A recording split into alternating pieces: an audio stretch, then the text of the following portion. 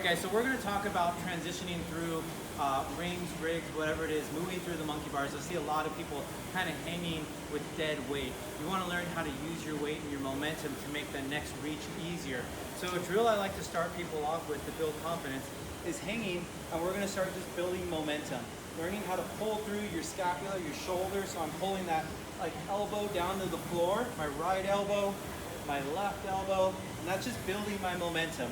Then I'm going to start to release at the top of that swing, okay? And when I'm ready, I'm going to start to load with each arm.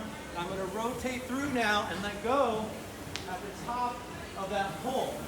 Once I start to feel my momentum change, I can turn my hip, and bring that right pocket through and swing out for that next rig and get that momentum going, control that through. Sometimes you go too far and you try and reach too far, you're going to miss it, but you got to have that grip to hang on, readjust, and complete that exercise.